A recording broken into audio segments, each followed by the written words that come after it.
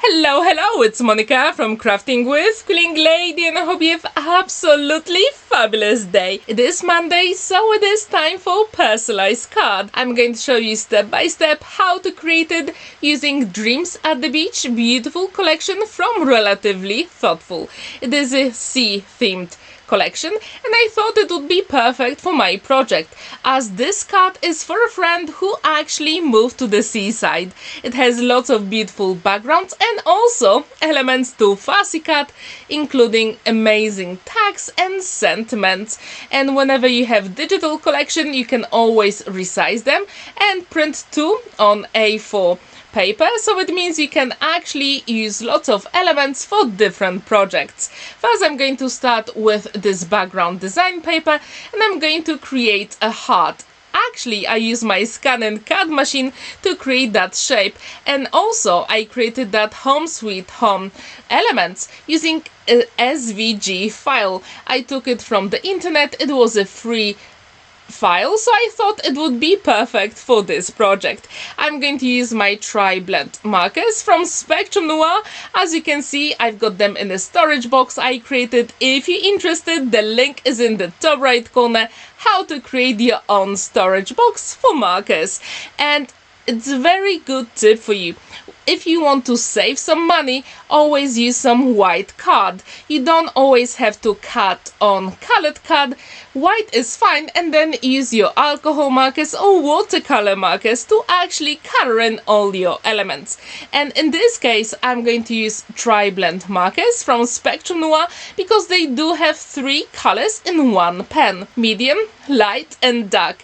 And this way you do have variation. And I thought that color combo would work so well with the beautiful collection from Relatively Thoughtful and also with the sea theme. If you agree, please let me know in the comments down below. I also wonder, have you actually ever created home sweet home project? If you have, please let me know what kind of project was it. Was it a shaped card or maybe home decor? I'm really curious, so please let me know in the comments.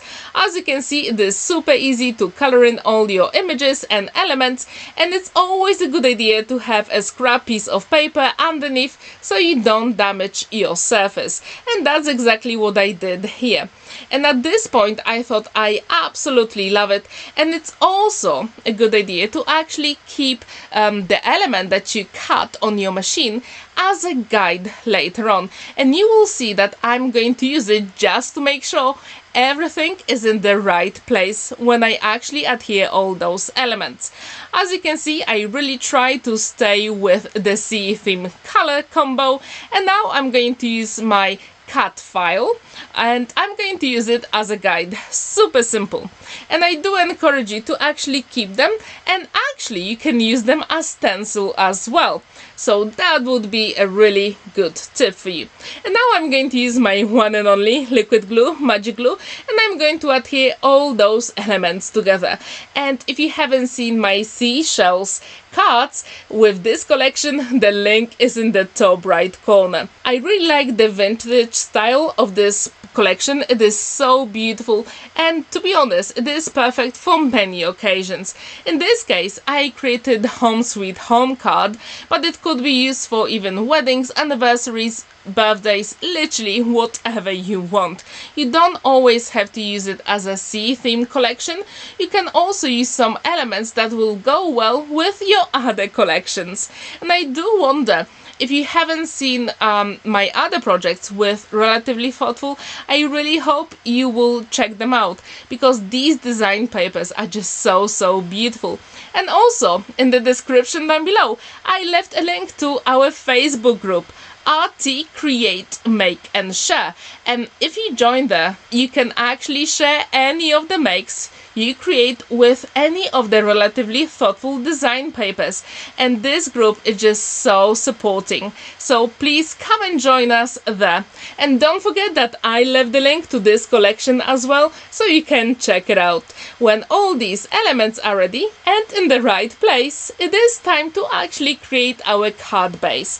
And again, I die cut the same heart with white 300 GSM white stamping card, and to make sure that it is adhered properly, I'm going to use some double-sided tape and also some liquid glue, which you will see in a second. And in this case, I actually use my ScanNCut machine, but if you have your nesting dies, you can use them as well. I just wanted to experiment a little bit with my new toy, and to be honest, I was really pleased with it.